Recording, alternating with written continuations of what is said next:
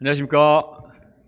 하나님께서 그동안 민수기 말씀을 통해서 많은 은혜 주셔서 감사합니다. 이제 새봄학기에 저희들이 누가복음 말씀을 공부하게 되어서 감사합니다. 누가복음 말씀은 하나님 나라 복음의 비밀이 많이 간직된 귀한 말씀입니다. 저희들이 보화를 캐내는 심정으로 말씀을 깊이 묵상해서 우리 가운데 큰 은혜가 임할 수 있기를 바랍니다. 오늘 말씀의 제목은 회개에 합당한 열매를 맺으라입니다. 다 같이 따라합시다. 시작. 회개에 합당한 열매를 맺으라. 따라하라 그랬는데 그냥 같이 하시고 그랬네. 다시 한번 같이 합시다. 시작. 회개에 합당한 열매를 맺으라. 회개에 합당한 열매를 맺읍시다. 해봅시다. 시작. 회개에 합당한 열매를 맺읍시다. 기도하겠습니다. 하나님 아버지, 허물과 죄로 죽었던 저희들을 버려두지 아니하시고 긍휼히 여기시고 자비의 손길을 베풀어 주셔서 감사합니다. 하나님께서 예수님을 보내주시고 저희들의 허물과 수치와 죄와 모든 것들을 다 씻어주시고 하나님의 자녀요 제사장들아 거룩한 백성 삼아주셔서 감사합니다. 죄악의 물결이 넘실거리는 시대 가운데 하나님의 말씀을 저희들에게 허락해 주셔서 죄와 싸우며 또 말씀에 순종하며 열매 맺는 인생을 살 수 있도록 은혜 주셔서 감사합니다. 특별히 제가 누가복음 말씀을 공부하게 도와주셔서 감사합니다. 예수님을 통해서 이루시는 놀라운 복음의 역사를 우리가 보고 또 복음의 능력을 체험하고 복음의 감격을 누릴 수 있도록 은혜 덧입혀 주시기를 간절히 기도합니다. 하나님 아버지, 이 시간에도 저희들의 마음을 겸손하게 하시고 좋은 마음밭이 되어서 하나님 말씀이 우리 마음에 새겨지고 이 말씀이 30배, 60배, 100배의 결실을 맺을 수 있도록 은혜를 덧입혀 주시옵소서. 예수님의 이름으로 기도합니다. 아멘. 오늘 말씀은 메시아의 선구자인 세례 요한의 사역을 소개하고 있습니다. 세례 요한이 살던 시대는 참으로 부패하고 또 부도덕하고 강포한 그런 시대였습니다. 오늘 말씀 읽은 19절 말씀에 보면 분봉왕 헤롯이 그의 동생의 아내 헤로디아의 일로 모든 악한 일로 말미암아 책망을 받았다 이렇게 되어 있죠. 헤롯은 이복 동생의 아내이자 조카 딸인 헤로디아를 자기의 아내로 취하는 정말 큰 악을 행합니다. 간음과 근친상간에 해당하는 그런 죄를 이 왕이 짓고 있는 것입니다. 그처럼 부도덕한 죄를 세례 요한이 책망을 하자 헤롯은 또 세례 요한을 옥에 가두어 버렸습니다. 그리고 나중에 목베어 죽이죠. 이 세례 요한의 목을 베도록 한 사람은 바로 헤롯의 후처인 헤로디아였습니다. 이것을 볼 때 얼마나 당시가 잔인하고 또 음란하고 무시무시한 그런 시대였는가 하는 것을 알 수가 있습니다. 하나님은 그처럼 어두운 시대에 세례 요한을 통해서 메시아의 길을 예비하도록 역사하셨습니다. 먼저 1절 말씀을 보겠습니다. 1절에 보면 디베르의 황제가 통치한 지 15대가 되었다고 했습니다. 가이사 아구스토의 양아들인 티베리우스 황제가 로마 제국을 다스리고 있었습니다.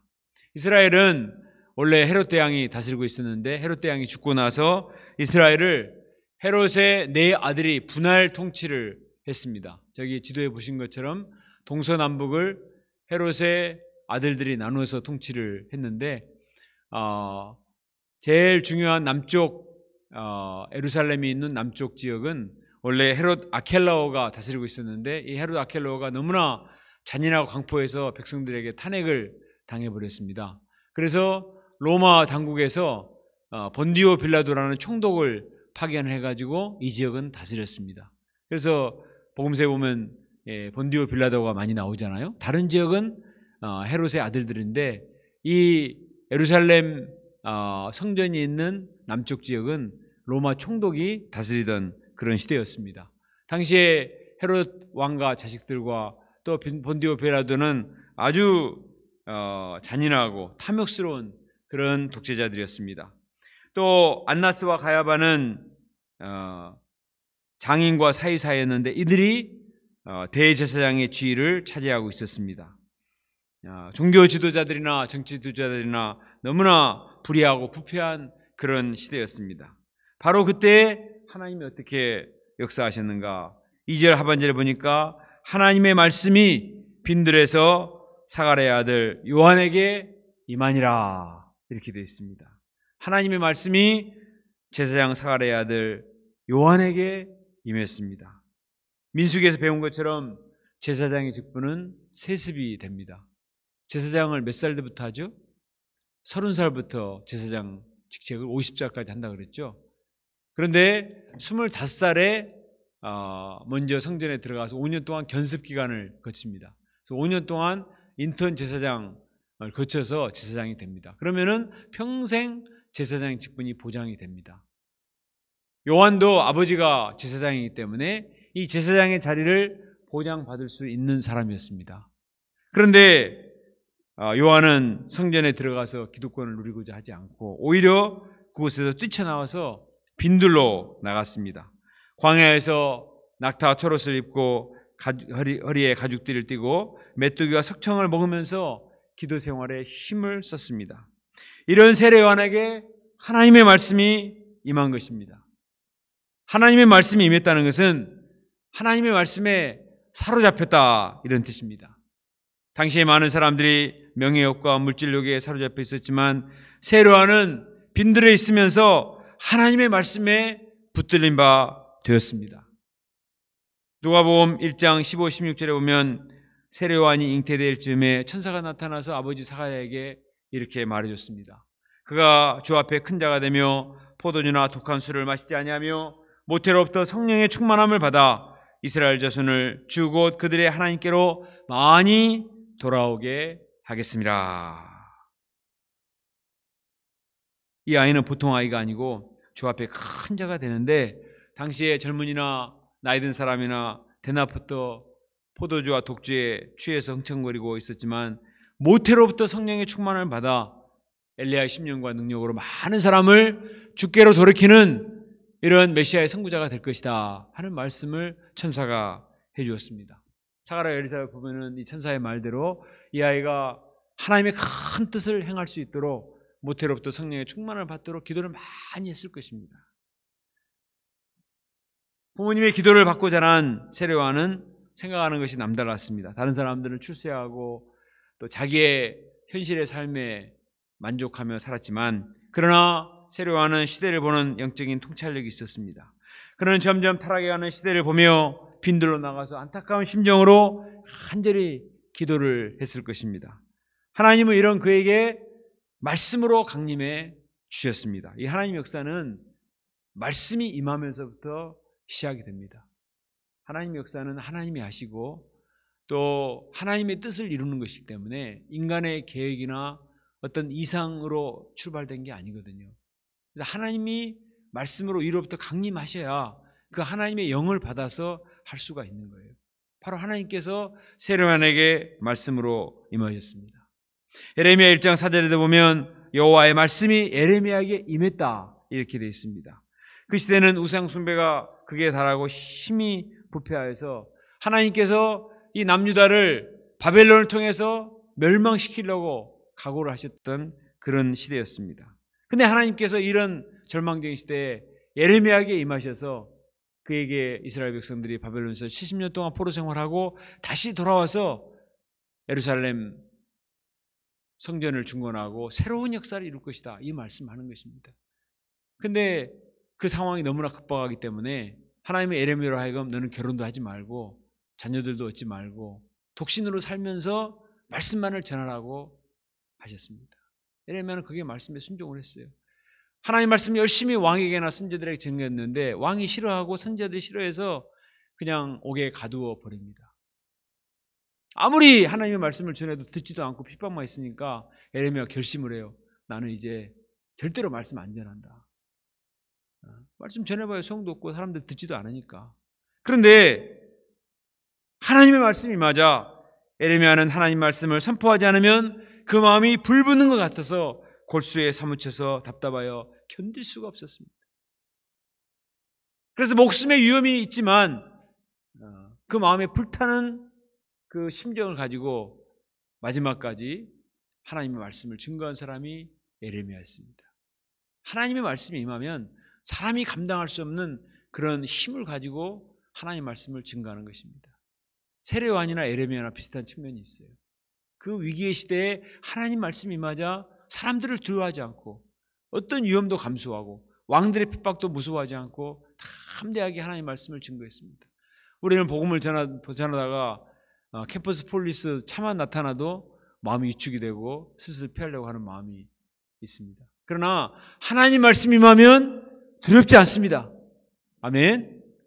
어제도 우리 많은 목자님들이 날씨가 춥고 바람이 불지만 캠퍼스에 올라가서 열심히 복음을 전했습니다. 말씀이 임하면 날씨가 문제가 되지 않고 환경이 문제가 되지 않습니다.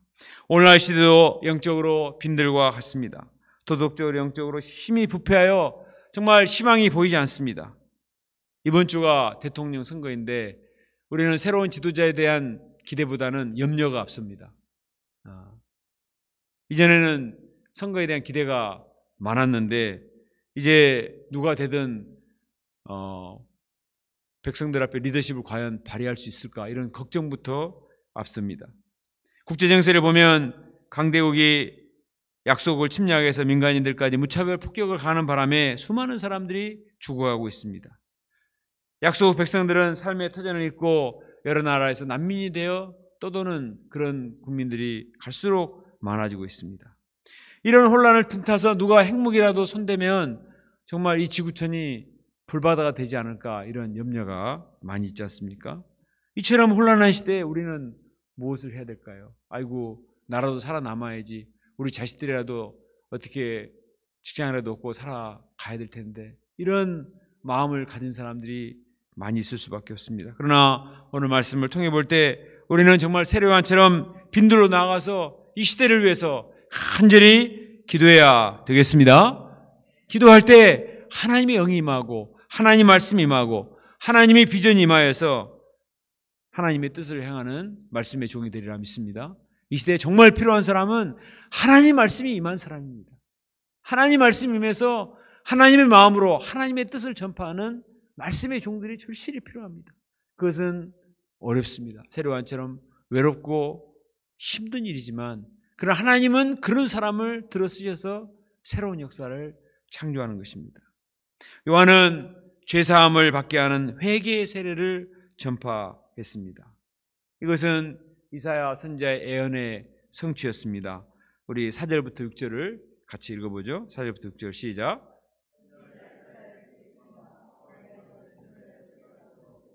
너희는 주의 길을 준비하라. 그의 오실 길을 곧게 하라. 모든 골짜기가 메워지고 모든 산과 작은 산이 낮아지고 굽은 것이 곧아지고 험한 길이 평탄해질 것이요 모든 육체가 하나님의 구원하심을 보리라 함과 같으니라. 세례요한은 메시아의 길을 예비하는 사명을 감당합니다. 메시아가 와서 본격적으로 구원 역사를 이루도록 환경을 예비하는 것이죠. 이 일이 얼마나 중요합니까? 사람들의 마음이 골짜기처럼 패이고 또 산처럼 높아져 교만해져 있습니다. 그 심령이 굽어있고 험한 길처럼 사나워져 있습니다. 이스라엘은 말라기 선지자 이후에 400년 동안 하나님 말씀을 전해주는 선지자가 없었습니다. 성경선생이 없었어요. 우리 가끔 가다가 오랫동안 버려진 땅을 보세요. 쓰레기 더미가 되고 그냥 잡초가 무성하고 엉망이 돼 있습니다. 그런 밭에 아무리 씨를 뿌려도 싹이 나지 않습니다. 당시 이스라엘 백성들의 마음이 이와 같았습니다. 높아지고 패이고 또 구부러지고 엉망이 돼 있었기 때문에 하나님 말씀을 증거해도 말씀이 역사할 수가 없어요. 그래서 세례요한이 먼저 가서 그 마음을 예비하는 준비 작업을 하는 것입니다. 땅은 불도저가 가서 한번 쫙 밀고 하면은 골라질 수가 있지만 사람의 마음은 그 마음을 평탄하게 하는 것이 너무나 어렵습니다. 오늘날 많은 사람들의 마음이 온갖 상처로 깊이 패여 있습니다. 여러 가지 부정적인 생각과 편견과 인간적인 생각 때문에 삐딱하게 굽어 있는 사람들이 너무 많습니다. 또 반발심과 교만 때문에 산처럼 그 마음이 높아져 있어서 이런 상태로는 어떤 말씀이 전달이 되어도 말씀이 들어가지가 않습니다. 이런 사람의 마음을 잘 추스려서 평탄한 길로 만드는 것이 너무나 중요한데 이건 하루아침에 되지가 않아요. 사람의 마음은 알다가도 모를 것이 사람의 마음입니다. 어제의 마음이 다르고 오늘의 마음이 다르고 오전의 마음이 다르고 오후의 마음이 다르고 하루에도 12번씩 바뀌는 게 사람의 마음이잖아요. 가끔 가다가 자동차 뒤에 창에 쓴 글들이 재미있는 말들이 많은데 제가 본 것 중에 재미있는 거는 나도 내가 무서워요. 그런 말. 나도 내가 무서워요. 나도 내 마음을 알 수가 없기 때문에 언제 어떻게 폭발할지 모르니까 건들지 말라는 거잖아요. 어제 동해시에서 어떤 사람이 자기를 무시했다고 불을 질렀는데 그 불이 강한 바람을 타고 너무나 많은 산과 또 많은 가옥과 많은 것을 태워버렸어요. 그 인간의 마음속에 작은 분노가 불씨가 되어서 얼마나 많은 피해를 가져오고 수많은 사람들의 피눈물이 나게 하는 이런 피해를 가져왔습니까? 사람의 마음이 그렇게 무서운 것입니다. 자기는 별것이 아니라고 생각했는데 그 마음에서 시작된 작은 어떤 마음의 죄의 불씨가 너무나 무서운 결과를 가져온 거예요. 전쟁이나 이런 것들도 처음에 시초를 파고 들어가면 작은 데서 시작을 하거든요. 이런 인간의 마음을 어떻게 바르게 잡아서 하나님 말씀이 역사할 수 있는 좋은 마음밭으로 만들 수 있겠어요? 3절 말씀에 보니까 세례요한이 죄의 사함을 받게 하는 회개의 세례를 전파했습니다. 사람의 마음을 험악하게 만드는 것은 죄 때문에 그렇습니다. 하나님을 떠나서 하나님과 관계성이 파괴되고 죄가 가득하기 때문에 그 마음이 교만해지고 삐뚤어지고 상처투성이고 사악하게 되고 아주 무섭게 되는 거예요. 근본적으로 이런 마음이 좋은 마음밭이 되려면은 죄를 회개하고 죄의 사함을 받아야 되는 것입니다. 그래서 세례요한은 죄의 사함을 얻게 하는 세례를 전파를 했습니다. 세례는 원래 이방인들이 여호와 하나님을 믿고 개종을 할 때 베푸는 의식이 세례식이에요. 근데 지금 요한은 이방인들을 대상으로 세례식을 하는 것이 아니라 이스라엘 백성들을 대상으로 세례를 베푸고 있어요. 이거 뭘 의미하는 거예요? 당시에 이스라엘 백성들의 상태가 이방인들과 똑같이 부패하고 타락하고 음란하고 죄악됐기 때문에 그들이 세례가 필요했다는 것입니다. 요한의 메시지가 어떻게 됩니까? 7절부터 9절 말씀을 같이 읽어봅시다. 7절부터 9절 시작. 누가 너희에게 일러 장차 올 진노를 피하라 하느냐? 그러므로 회개에 합당한 열매를 맺고 속으로 아브라함이 우리 주상이라 말하지 말라. 너희에게 이르노니 하나님이 능히 이 돌들로도 아브라함의 자손이 되게 하시리라. 이미 도끼가 나무 뿌리에 놓였으니 좋은 열매 맺지 아니하는 나무마다 찍혀 불에 던져지리라. 요한은 이스라엘 백성들로 하여금 회개하라 메시지를 전했습니다. 회개는 그 원어의 뜻이 메타노이아로서 방향을 전환하다, 턴어라운드, 방향을 전환하는 것입니다. 어떤 사람이 고속도로를 역주행하고 있다고 생각을 해보세요. 그냥 도로도 아니고 고속도로를 잘못 들어가지고 역주행을 하는 것입니다. 그럼 어떻게 되는 거예요?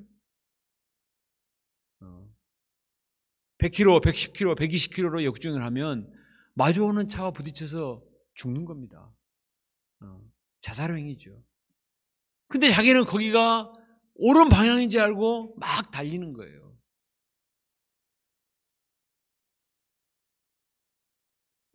역주행을 하고 있는 그 사람을 가족이 안다면 어떻게 하겠습니까? 저거 안 되는데, 아니야, 안 될 텐데, 그러겠어요? 전속력으로 달려가서 빨리 방향을 바꿔, 빨리 회개해, 빨리 유턴해, 정신 차려, 이렇게 말하지 않겠습니까? 계속 그쪽으로 가면 죽기 때문에 어떻게 해서든지 방향을 바꿔서 다시 다른 쪽으로 해야 살지, 계속 그쪽으로 가다 보면은 다가오는 차와 부딪혀서 죽잖아요. 다급한 마음으로 소리를 칠 것입니다. 세례요한이 회개하라 이렇게 메시지를 전하는 것은 그 시대가 너무나 절박하기 때문에 많은 사람들이 잘못된 길로 역주행해서 가고 있기 때문에 그런 삶을 계속 살다가는 하나님의 무서운 진노를 당하기 때문에 도끼가 나무 뿌리에 놓였다. 다가올 진노 말씀했지 않습니까? 하나님의 심판이 곧 오기 때문에 그것을 인지하지 못하고 있는 백성들에게 회개하도록 회개를 촉구한 것입니다. 오늘날 많은 사람들이 자기가 가는 길이 아무 문제가 없다고 생각합니다. 왜냐하면 나만 역주행하는 게 아니라 다 역주행하니까. 수많은 사람이 다 그렇게 사니까 뭐 이렇게 살아도 되는 것이고, 또 역주행 중에서도 빨리 가는 차가 더 잘 가는 것처럼 보이고 더 멋있게 보이는 것 보고 이렇게 생각하기 때문에 사람들이 착각하는 것입니다.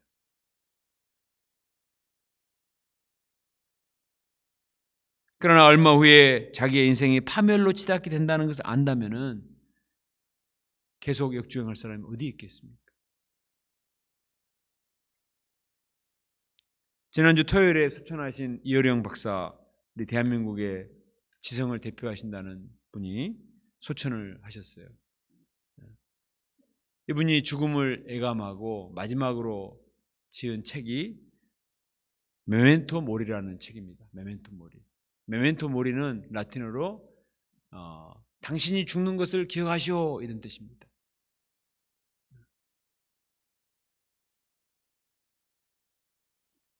사람이 언젠가 죽는다는 사실을 인식하면 숙연해지게 됩니다. 사람들은 대개 죽음을 의식하기 싫어하거든요. 엄연한 사실인데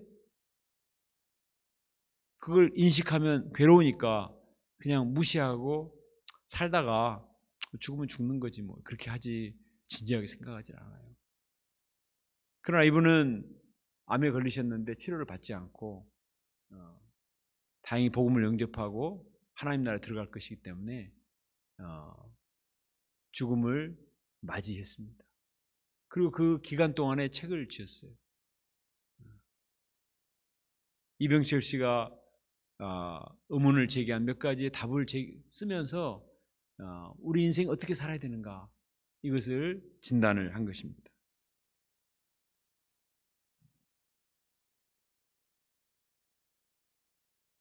많은 사람들이 영원히 살 것처럼 인생을 엔조이하면서 더 즐겁게 더 많은 것을 소유하면서 더 많은 것을 누리면서 자기 나름 살고자 말합니다.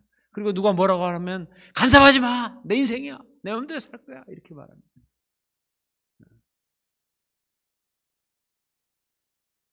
그러나 하나님의 눈으로 볼 때 그 사람이 분명히 파멸로 치닫고 절벽을 향해서 달려가고 있다면 그런 사람들을 그만 놔둘 사람이 누가 있습니까?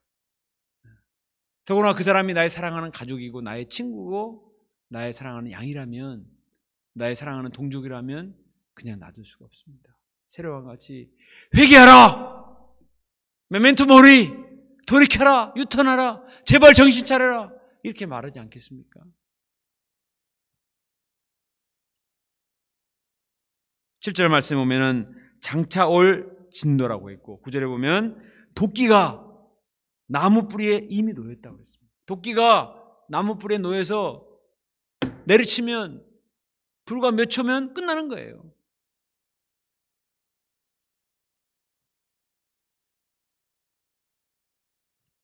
세례요한은 이처럼 다급한 심령을 가지고 회개하도록 촉구했습니다. 그냥 좋은 말을 하면은 정신을 못 차리니까 세례요한이 쓰는 단어들을 보면 굉장히 극단적인 단어를 사용합니다. 독사의 자식들아 이렇게 말했습니다. 양들한테 이렇게 말하면 다 도망가죠. 응? 우리는 양들이 오면 어서 오세요, 반갑습니다, 몇 학년이세요, 뭐 이렇게 말해주는데 세례요한은 그냥 처음 보자마자 이 독사의 자식들아 이렇게 말했습니다. 당시의 사람들은 마음에 독을 품고 살고 있었던 것입니다. 독사 중에서 가장 독이 무서운 뱀이 뭔지 아세요? 코브라예요, 코브라. 근데 가끔 여러분 TV에 보시면 피리를 불어가지고 코브라를 춤추게 하는 고개사들 있지 않습니까? 인도에 그거 많은 것 같아요. 우리 응? 자스민 자매님 알피타 좀 왔는데. 근데 제가 어떤 기록에 보니까 코브라가 독이 많은데 그 고개사들은 코브라 입에서 독을 3시간에 한 번씩 빼준대요. 그러지 않으면 독이 쌓여가지고 물리면 치명적일 수 있기 때문에 독을 빼준다는 것입니다. 제가 어려서 시골에 살 때 독사들이 참 많았습니다. 지금 농약을 많이 치기 때문에 독사들이 별로 없어요. 그런데 옛날에는 독사도 많고 뱀에 물려서 참 문제가 되는 경우도 많았습니다. 근데 이 독사들이 제일 독이 많이 올라와 있을 때가 언제인 줄 아세요? 겨우내 동면하고 나올 때입니다. 밖에 나오지 않고 몇 개월 동안 땅속에 있으면서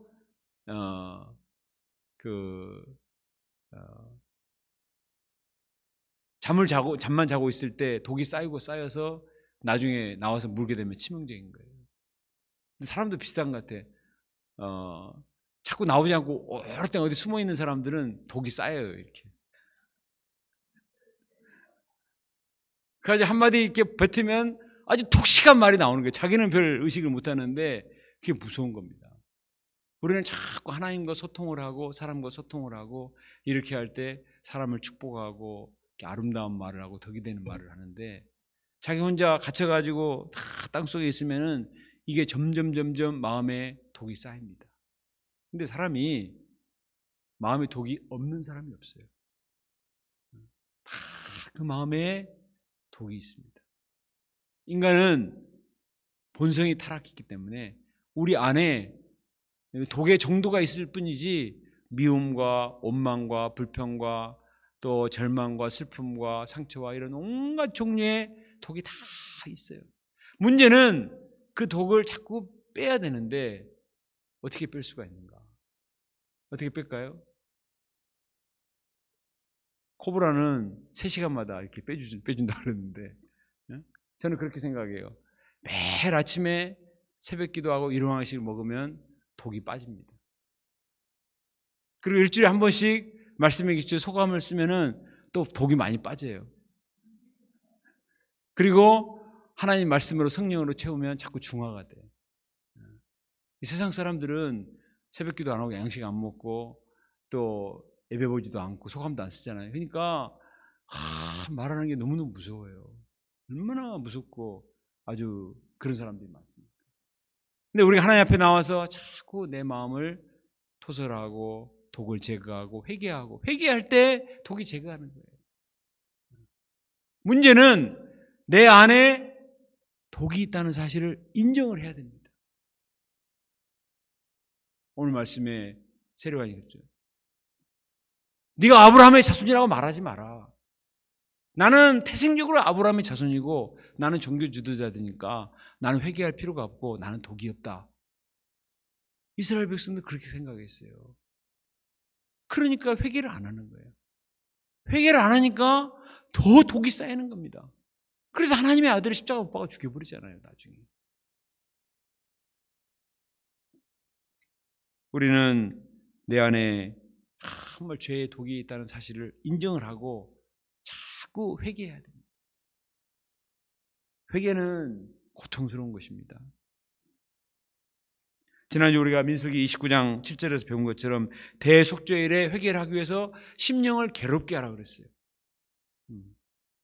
아니 자기가 별로 괴롭지도 않은데 일부러 자기 마음을 충격을 주어서 괴롭게 했다는 것입니다. 우리 여름사이가 소감 쓸 때 보면은 잔잔한 가슴에 파문을 일으킨다. 왜 이렇게 나를 괴롭게 하냐고 막 그런 사람이 있어요. 아니 잘 살고 있는 사람이 자꾸 나를 괴롭게 하냐고. 잘 살고 있는 게 아니에요. 내면에 많은 문제가 잠재되어 있는데 안에서 골마 있는데 그걸 터뜨리니까 그 순간에 괴로움이 있는 겁니다. 괴로울지라도 그걸 터뜨려야 그것이 더 나쁜 병으로 발전하지 않아요.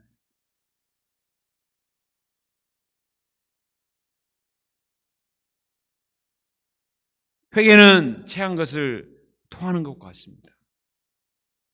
체한 것을 토해낼 때 참 고통스럽습니다. 저는 위장이 잘 안 좋아서 체할 때가 많이 있는데 체하면 머리가 너무 아프고 숨을 쉬기도 힘들고 너무나 고통스럽습니다. 해결할 수 있는 길은 뭐냐? 토해내는 거예요. 손가락을 넣어서 토해내는 거예요. 그리고 10손가락을 다 바늘로 찔러서 피를 내게 하는 거예요. 그래서 이 혈액순환이 되도록 해야 머리가 안 아프고 또 숨을 쉴 수가 있지. 그러지 않으면은 머리가 깨진 듯이 아프고 너무너무 고통스러워 살 수가 없어요. 먹은 것을 토해내고 또 피를 짜내서라도 혈액순환을 되게 해야 건강을 회복할 수가 있는 거예요. 그런 점에서 회개의 메시지를 전달하는 것은 참 어렵지만 사실은 고마운 것입니다. 다윗이 죄를 범하고 아무 문제가 없는 것처럼 살고 있었어요. 그런데 나단 선지자가 가서 회개를 시켰습니다. 참 불편한 사람이죠. 왜 그것을 지적해가지고 괴롭게 하는가? 그러나 다윗이 회개하지 않았으면 하나님이 다윗을 쓸 수가 없습니다. 다윗 왕가는 거기서 끝나는 거예요.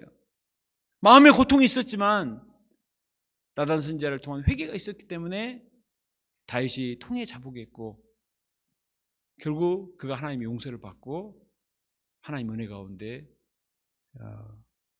메시아의 그림자로 쓰임받을 수가 있었습니다.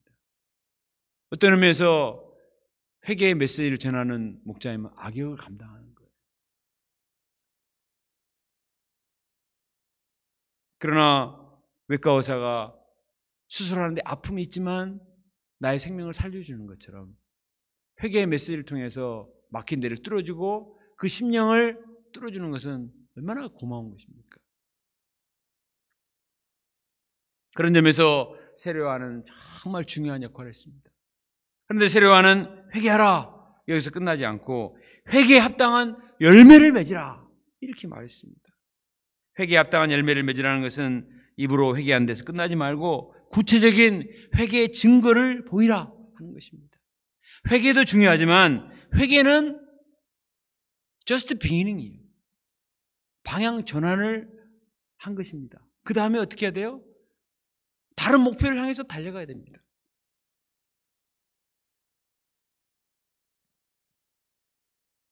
회개에 합당한 열매를 맺기 위해서는 전심전력하여서 믿음의 진보를 나타내야 합니다.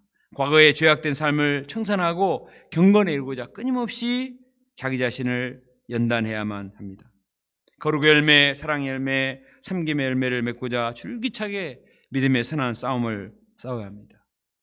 이 도박이나 알코올이나 또 약물 중독에 빠진 사람들은 자기가 옛생활을 청산하고 개간천선하고자 하는 마음은 있어요. 그래서 중독센터에 들어가거든요. 근데 많은 사람들이 뛰쳐나와 버립니다. 금단현상 때문에 그 마음의 토양이 이미 완전히 오리엔티드 돼가지고 토양이 그렇게 바뀌어서 그거를 토양을 바꾸는 것이 너무 어렵다는 거예요. 회개에 합당한 열매를 맺기 위해서는 끊임없이 내적인 투쟁이 필요한 것입니다. 인간적인 의지와 결심만으로는 되지 않습니다. 그래서 우리는 주님 앞에 나가야 돼요. 주님 앞에 나가서 손을 들고 내가 얼마나 참 연약한 자인가, 얼마나 추악한 자인가, 죄악된 자인가, 무지한 자인가 인정하고 간절히 기도하고 하나님의 도우심을 덧입고 성령의 능력을 덧입을 때 우리의 마음의 토양이 점점 바뀌는 것입니다. 탕자 어거스틴이 성자 어거스틴이 했다. 우리는 그것을 알고 있습니다. 그러나 30년 동안 탕자와 같은 어거스틴이 하루아침에 성자가 되는 게 아니에요.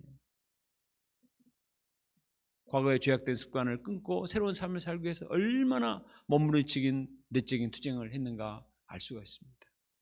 농부들이 땅을 척박한 땅을 옥토로 바꿀 때 바로 씨앗을 뿌려서 열매를 맺는 게 아닙니다. 구슬땀을 풀면서 땅을 개간하고 거기에 퇴비를 넣고 좋은 땅으로 만들어서 나중에 세월이 많이 지나고 하면서 점점 나중에 싹이 나고 열매가 맺히는 거예요.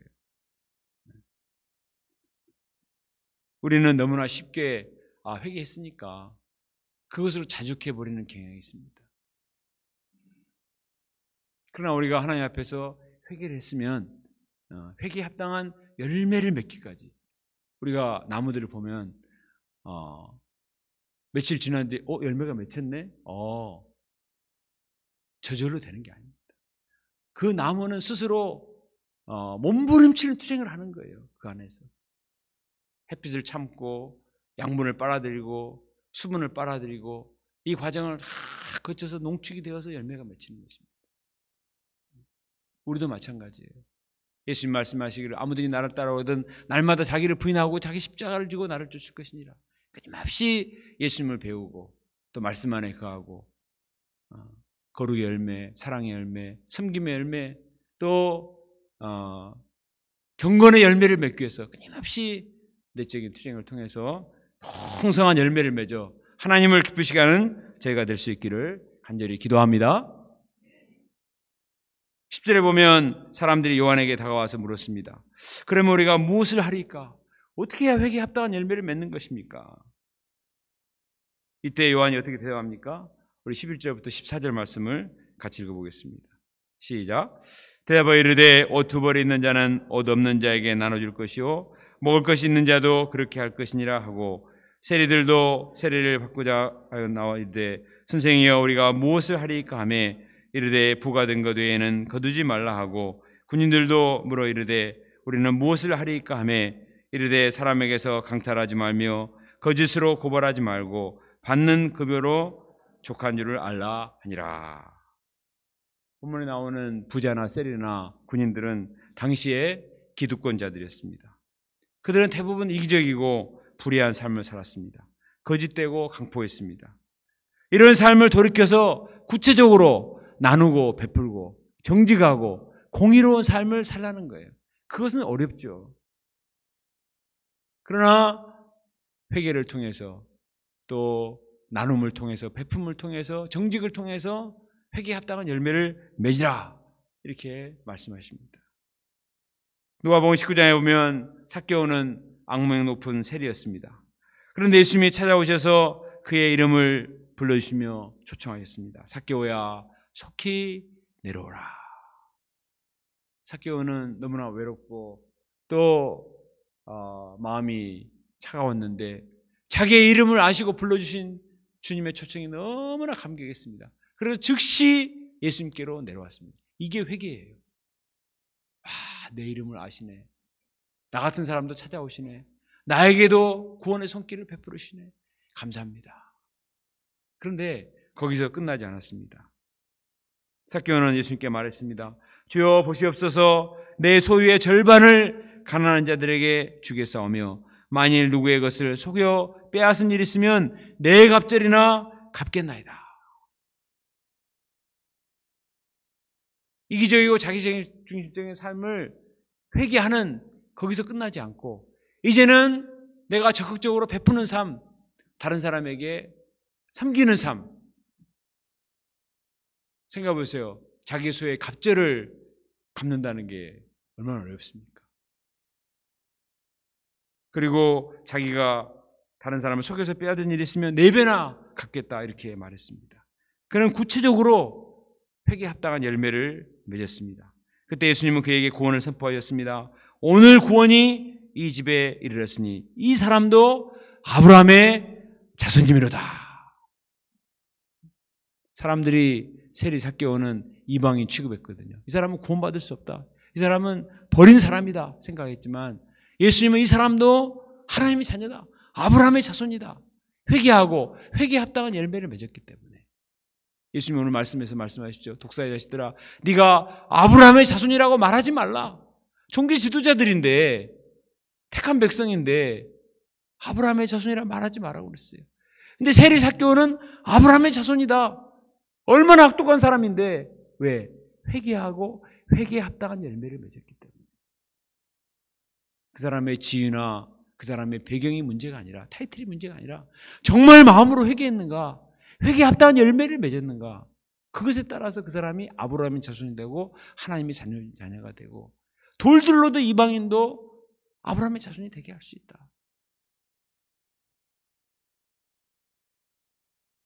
회개에는 이처럼 구체적인 결단과 순종이 수반되는 것입니다. 양화진에 가면 외국인 선교사님 묘지들이 있는데 대부분 미국이나 캐나다 선교사님들이 묻혀 있는데 특이하게도 2명의 일본인들이 묻혀 있습니다. 그분들의 이름은 소다 가이치와 그의 아내인 우에노 나키노입니다. 소다 가이치는 여러 나라를 돌아다니며 일하다가 정착을 하지 못하고 방황을 많이 했습니다. 그런데 1899년 어느 날 자기의 신세를 한탄하며 술에 만취한 상태로 쓰러져 있었어요. 그런데 어느 조선 사람이 그를 거두어서 요관으로 데려와서 재워주고 또 그를 치료해 줬습니다.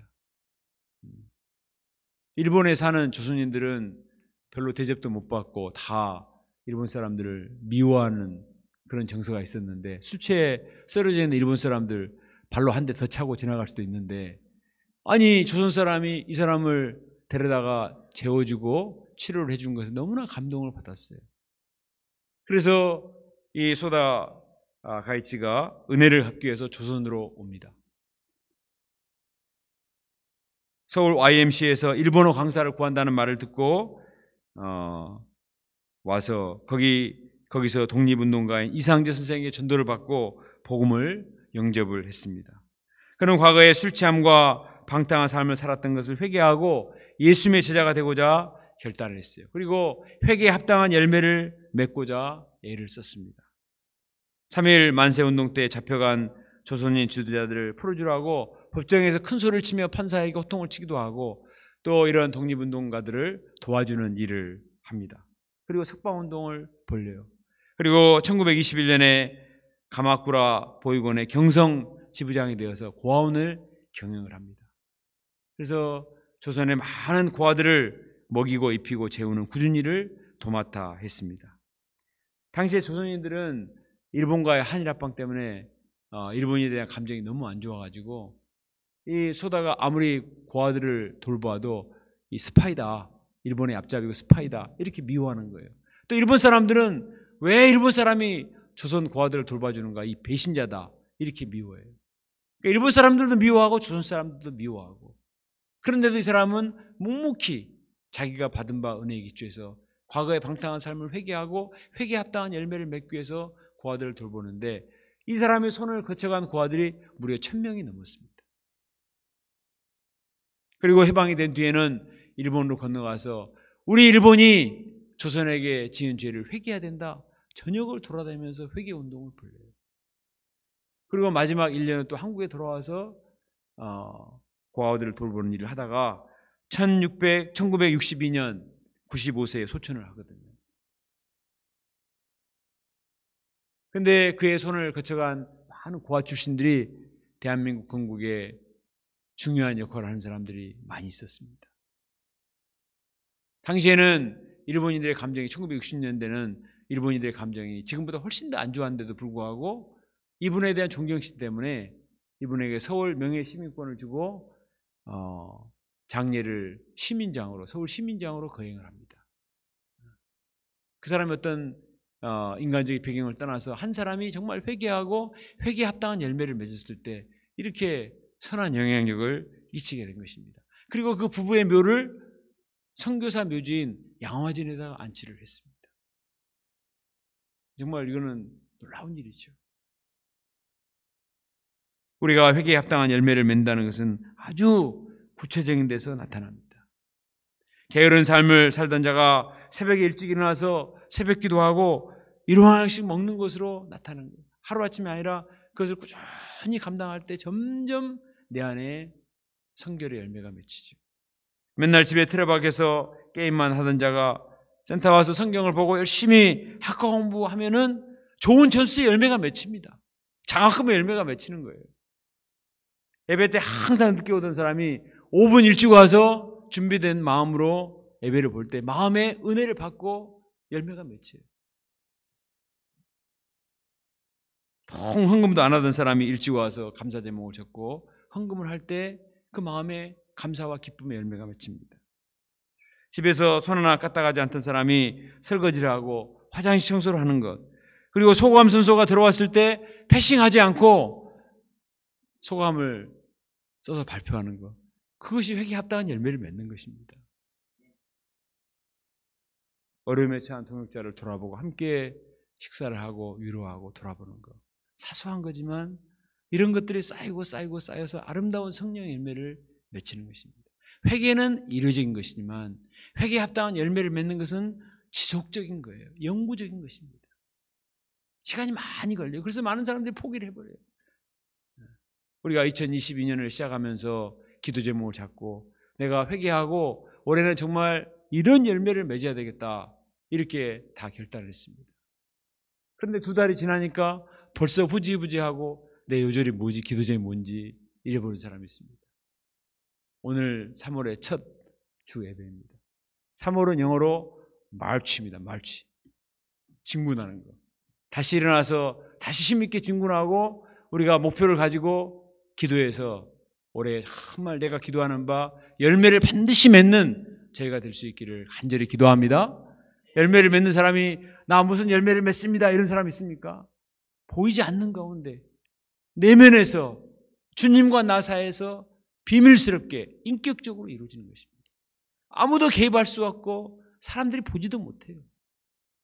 그러나 그 사람은 비밀을 간직한 사람. 주님을 사랑하고 말씀을 사랑하고 말씀을 가까이하고 성령 은혜를 체험하고 베풀고 섬기고 마음에 기쁨이 있고 행복이 있고 그러면서 사람의 인품이 바뀌고 얼굴도 바뀝니다. 말하는 것도 달라지고 모든 것이 바뀌는 거예요.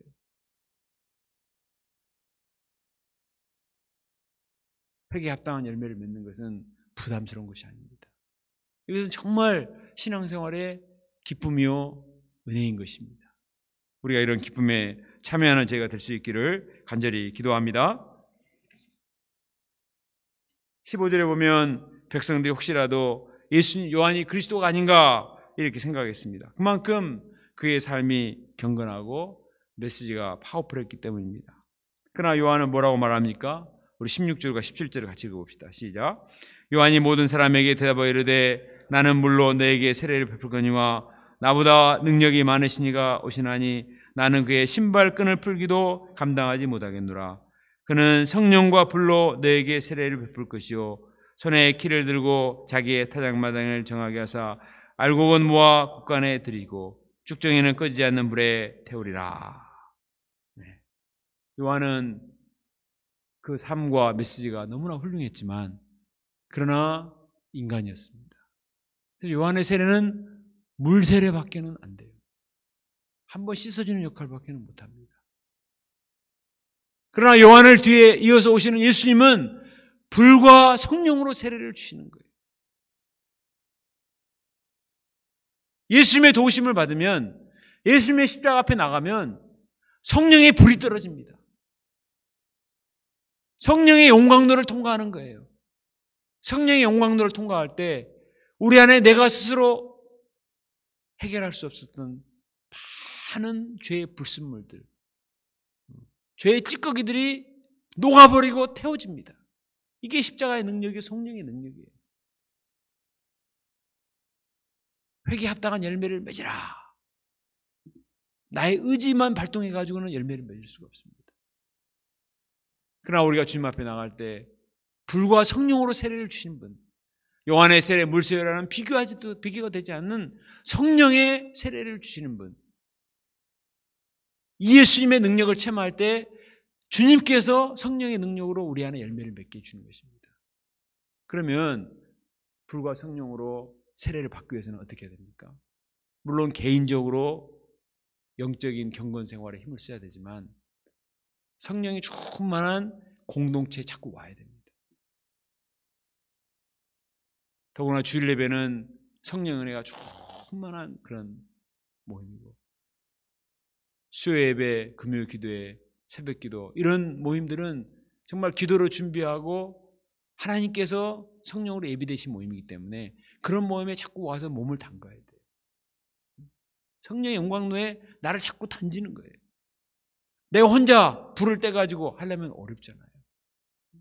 그러나 자꾸 모이기를 힘쓰고 또 와서 말씀을 배우고 또 예배에 참여하고 수양에 참여하고 학생의 모임에 참여하고 이렇게 할 때 나도 모르는 사이에 내 안에 있는 불순물이 제거되고 내 마음에 은혜를 받고 그래서 풍성한 열매를 맺을 수가 있습니다.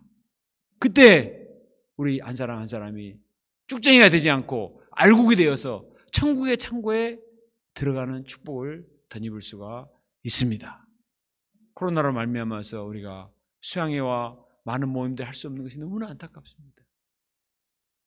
그러나 우리가 할 수 있는 대로 영적인 모임을 사모하고 말씀을 가까이 하고 기도하기 힘을 쓰고 이것을 통해서 성령과 불로 세례를 받음으로써 우리 안에 죄악된 찌꺼기들을 다 제거하고 정말 우리 안에 성령의 열매가 주렁주렁 맺혀서 하나님을 기쁘시게 하고 또 우리도 주님의 영광에 참여하는 주의 백성들이 될 수 있기를 간절히 기도합니다. 기도드리겠습니다.